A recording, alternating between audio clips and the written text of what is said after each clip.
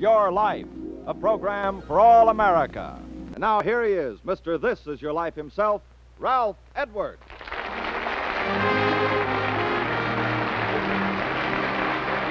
Thank you very much. Good evening, everyone. Welcome to This Is Your Life. Now, have you ever wanted to see someone being made up for a television show? Well, tonight's principal subject is in the makeup room right now here at NBC, being given the final touches before making what she thinks is a television promotion spot. Our camera is hidden behind a closed door. Now, watch what's going to happen.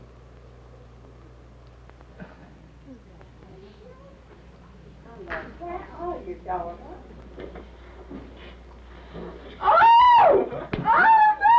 Go ahead. Oh, no!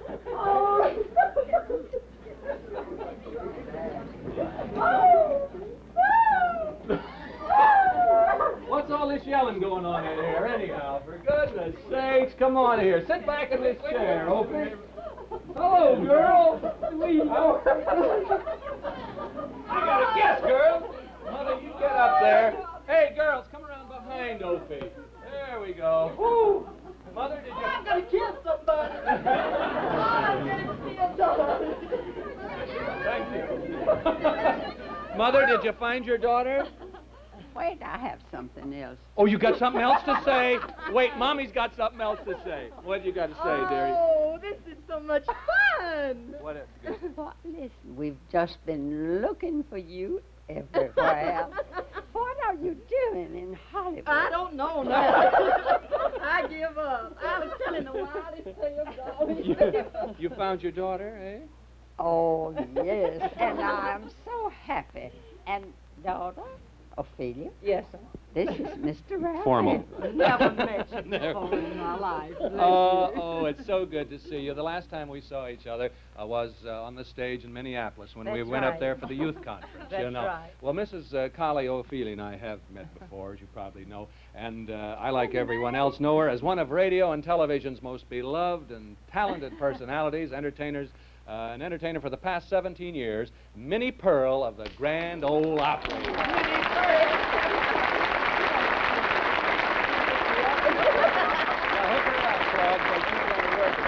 Minnie Pearl, before you fall out of that makeup chair, let me say something that you know already tonight. This is your life. Oh, Ralph, you're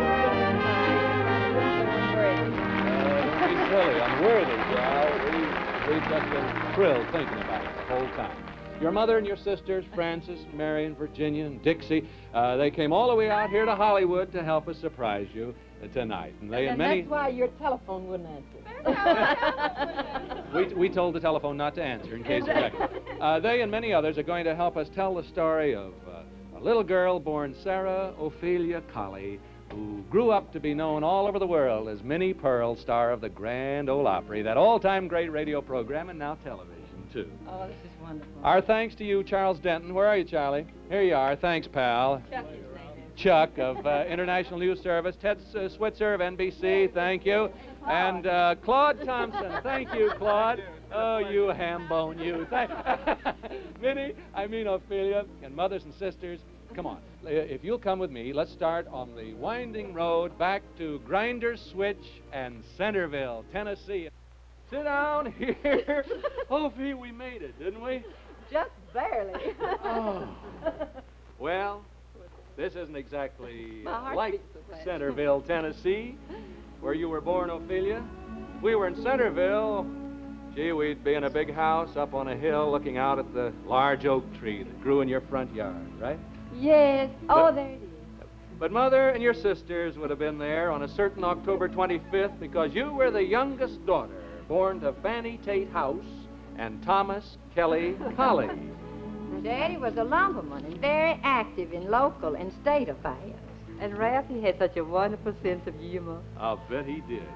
Mother was a talented musician and played the organ in the church for many years. I'll say. Quite a heritage to be passed down to little Sarah Ophelia Collie It here. certainly was.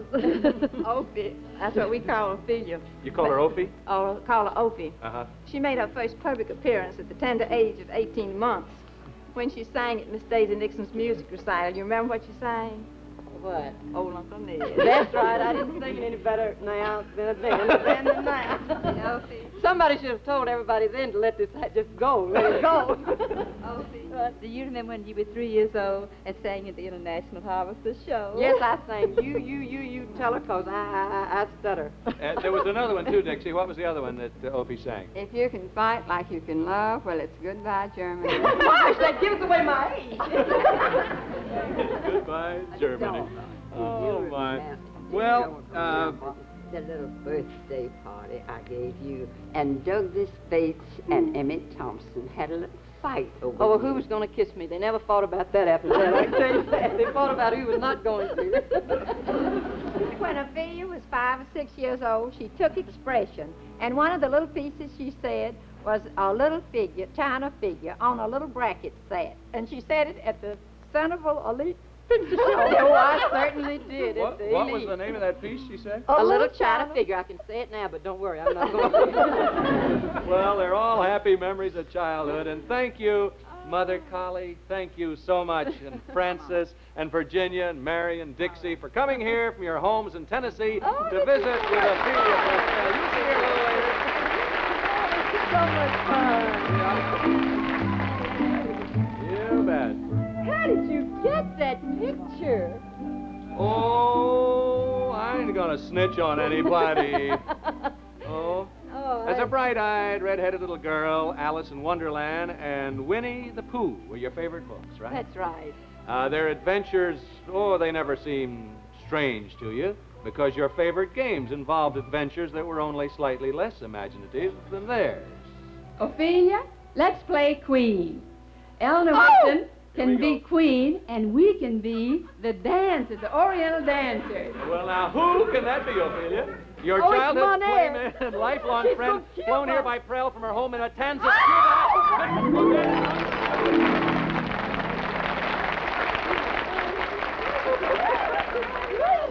I know nobody heard me, so I'll say it again. From Matanzas, Cuba, Manette Dewey, right? Oh, these old pals here. Well, Manette, now, you and Ophelia used to perform at every opportunity, didn't you? Yes, we'd play Queen and Aunt and Ship, you remember? Yeah. And you remember those performances we put on at the Liberty Pharmacy? Yes, I know. We got run out of there several times. That was the town drugstore. We sort of took over every once in a while. What would you do? Well, we used to. Well, I'll tell you what we did. We showed off. Well, it was pretty good showing off because it was kind of the beginning of monologues and things like that for you. You two girls, did you ever dream about the future, Monette? Yes. We'd sit out on that big oak tree, remember, Ophelia? I always wanted to be in show business.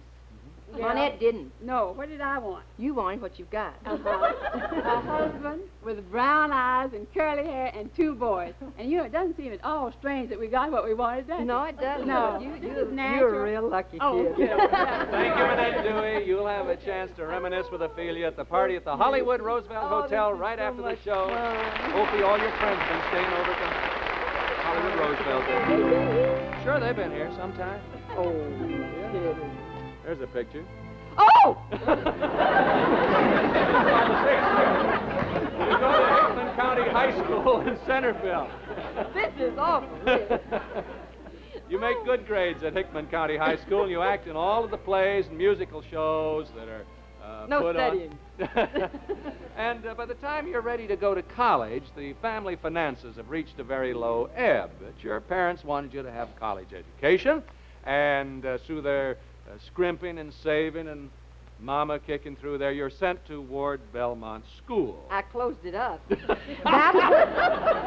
You can't find it now, can you? That's where we met, Opie, when we both lived in Fidelity Hall. Now, it's a friend of yours who can tell us about Ophelia Colley college student.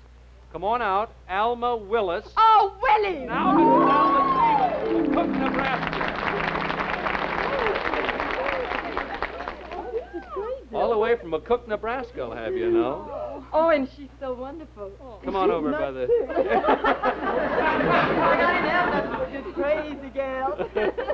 Was Opie here active at Ward Belmont School, Oh, Alma? indeed she was. Besides being proctor of Fidelity Hall, she was on student council, And she had a column in the Hyphen. She was vice president of the YW. Oh, But I Opie, see. I'll never forget when you played Petruchio in Shakespeare's Taming of the Shrew. Yeah, I fell down those steps about as well as anybody could have done that. Well, Opie always had such a terribly hard time trying to be serious. Well, she it was was. the funniest. She was the funniest girl on the campus. Yeah. Oh, Willie, I wasn't either. Well, I didn't aim to be, anyway. So when we went to see The Taming of the Shrew, we just knew that Opie would leave us in stitches. And I But did. she had worked real hard not to let Mr. Shakespeare down. And she was wonderful, Ralph. I'll bet she was. Thank you, Alma Willis Stevens of McCook, Nebraska. You graduate from Ward Belmont School as a diploma expression student in speech, the highest award given to a speech major, or a Shakespeare major, as your mommy said.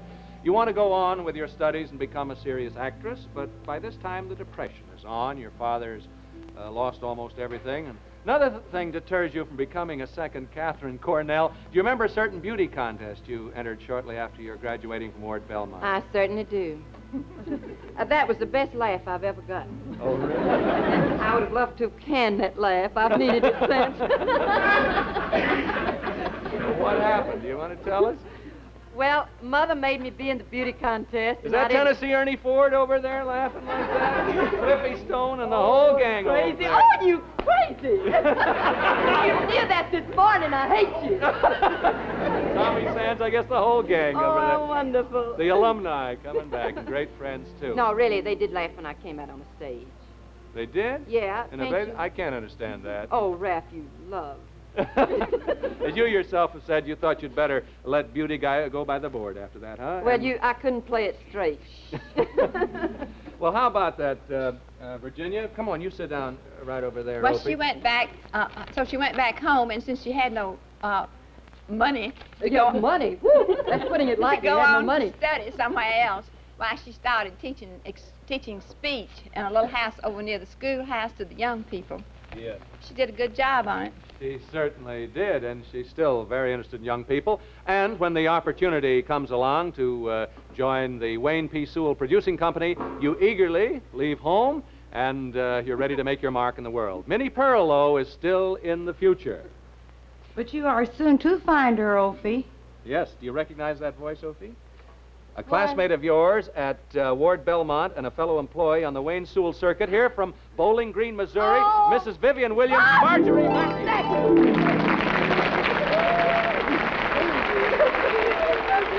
Glad to see you. Oh, bless you.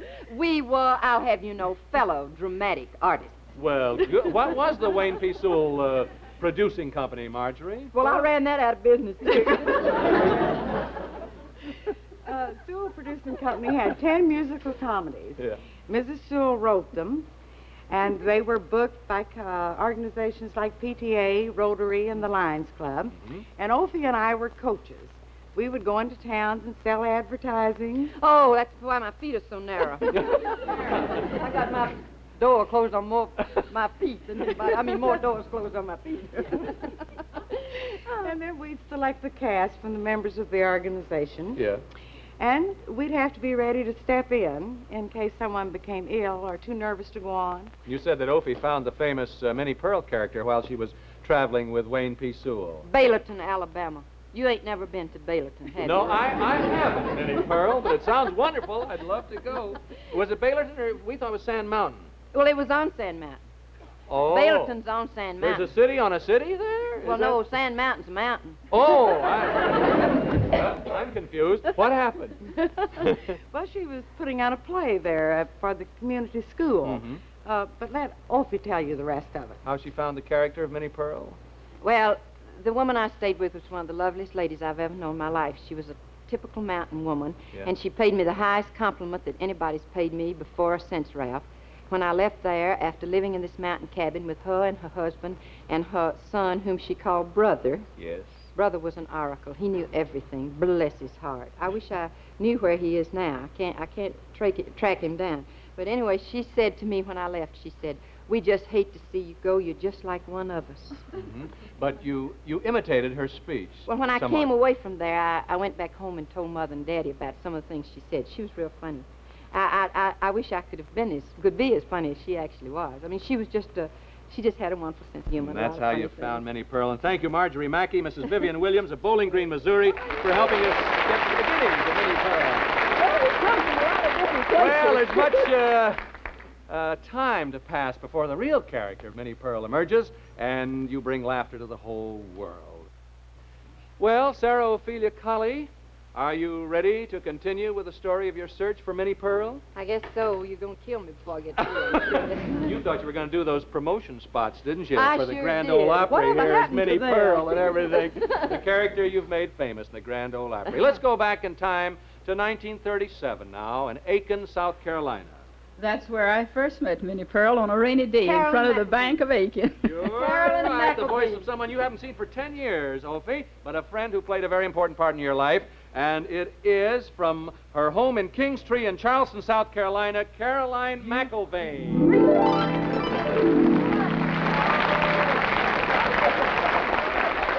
Come on over here, Caroline. She was the one. You know what she said? What? Well, I was down on my luck. I was working with this producing company, and they were wonderful to me, but I wasn't making very much money. So it was not their fault. It was mine. So I went to Aiken to put on a show for the Pilots Club, and Yeah. Carolyn was the one who was helping me. And it was raining. You remember how horrible it was? How well do I remember? And were you supposed to tell this to me? You're not going to have much to do in Well, this I case, better let are you? you tell it. No, this is what we love to hear, man. No, she's the one who did it. Darling, you remember I was chairman of the Advertising and Promotion Committee? Yeah. And we went out selling advertisements. And we went in that insurance company. And you came out and mimicked the man that Listen was how in she there. says, out. Yeah. And I screamed, and you touched me, you know, and said, "You want to hear something real?" And then you went into one of your hillbilly skits, and I sat out on the street in the rain and yelled, and my sides ached. And then you had her at the breakfast for the following Pilot Club. morning, And state convention. she had to go get some clothes for this, didn't That you? was the first time I ever did Minnie Pearl professionally. Yeah. Where did you get the clothes? Do you remember? Well, now, these I got somewhere else, but those I got where she's talking I about. still got a pattern of the first. Isn't that wonderful? At a little place there in Aiken. You had to run and get a yellow organdy dress like And this. white cotton stockings and and the you hat. still got the price mark on the hat. Yes, thing I did, here, but this see? is a different hat. This is a new one. I got this to come to Hollywood. How was Well, I didn't know Minnie what I was coming out here for. How was Minnie Pearl's professional debut received, Caroline? Miss Edwards, she stole the show. There wasn't nobody else on. Thank you, Caroline McIlvaine, for coming here from Kingstree in Charleston, South Carolina. You know that. To tell this all-important part of Minnie Pearl's life. Oh. Oh, there we are. 1937 now. Oh. You found Minnie Pearl, and you're ready to make the world laugh with her. But your father dies, and you feel that you should be back in Centerville with your mother. So Minnie Pearl must hang in the closet in her yellow organdy dress while Sarah Ophelia Colley goes to work to help support her mother. But Minnie Pearl is not to be denied. In the fall of 1940, the Middle Tennessee Bankers Association asks you to perform at one of its meetings. After hearing you, an important member suggests that you try for the Grand Ole Opry on radio station WSM, that wonderful station in Nashville. Now, what happened? Well, it was Bob Turner with the First American National Bank in Nashville who gave me the break, actually. And old Wash Shouse took you along, He didn't he? sure did. Yeah. That's my brother-in-law, and he and Mother took me up there, and they weren't at all sure. Neither was I. And this came on after the program, and they were all just... Oh, well, no, we're back at the Bankers Convention, aren't we? Yeah. We haven't come to WSM yet, have No, we? Have we got to WSM Yeah, the deal there when you went to the Grand Ole Opry, and... yet? Well... I think that's where we are. Where we are, Mother. You feel all right? Are you all right? Are you all right? Speak to me. Speak to me. Went to the Grand Ole Opry. That's right. And you sat there with your fingers Mama crossed. and Wash, let's face it, my brother-in-law and Mother, they thought maybe we was making a mistake, you know. They might be embarrassed. But the audience knew better. They applauded wildly, and the response was so terrific that you're made a permanent member of the company.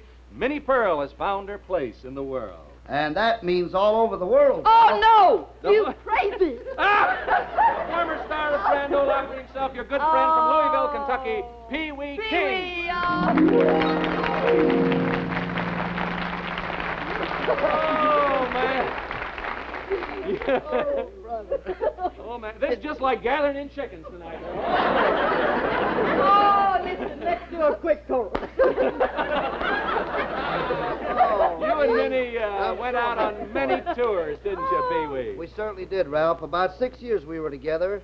And, well, I remember from June of 1941 to Christmas of 1942, the Camel Caravan we were on, playing Army camps and Navy bases all over the world, practically. And, well, in some remote parts of the world, I should say, and under toughest conditions, she always came through. In fact, Minnie Pearl, you had more soldier sweethearts than any girl I could think of. Well, I had MPs. They had my name on their sleeves, see. MP, Minnie Pearl. Oh, shut up. I'm not working tonight. No, Pee Wee was wonderful. He took us, he was head of the troop, and I still say this, that I've been with a lot of troops, but never have I found one that Pee Wee was always cheerful, always fun. Then you left the Grand Ole Opry in 47? I certainly did. Might I add a little bit there, Ralph? I decided to go out on my own. And he's done all right. And during the times when I was doing my NBC radio show and also some of my television programs, you need a special guest. Minnie Pearl was always on hand to help me out. Yes. Minnie Pearl, you learned a powerful lot in the way of loyalty and true friendship from a little girl named Sarah Ophelia Collins. Oh, you're so cute. Thank you, Pee Wee King. Thank you. Oh, that's the greatest. Pee Wee King told us that you were the favorite pinup girl of thousands of soldiers. But there was one in particular. We're looking at the pinup girls over there now. A handsome Air Corps officer who really fell in love with you, and believe me, there are many times when I don't know whether I'm married to Minnie Pearl or Sarah Ophelia. Your husband, Minnie Pearl, Henry Cannon from Nashville, Tennessee. A very fine businessman. I'm going to keep you. How don't you know about this? You and Henry now live in Nashville, but Minnie Pearl lives in Grinders Switch. Where is Grinders Switch, Minnie? Well, Grinder Switch is in, well, actually, Centerville is in suburban Grinder Switch. Yeah.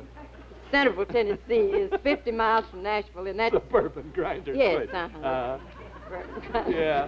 Your dad named that little place, didn't he? Well, he had a lot to do with its being there because he had a lumber business, and he used to load his lumber up there at the top of the hill so that... And when Minnie Pearl had to have a place to come from, you thought of Grinder place. Switch. Minnie Pearl, you've made the world laugh with you and your howdy. I'm mighty proud to be here. Do that once for us, will you, please? Go ahead. Howdy!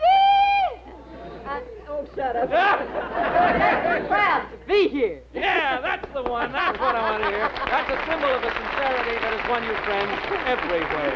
And for this sincerity, Minnie Pearl was awarded one of the highest tributes in show business. No need to tell you who that is, Minnie. Yes, indeed. One of your best friends, one of the truly great stars of our time, Eddie Arnold. Eddie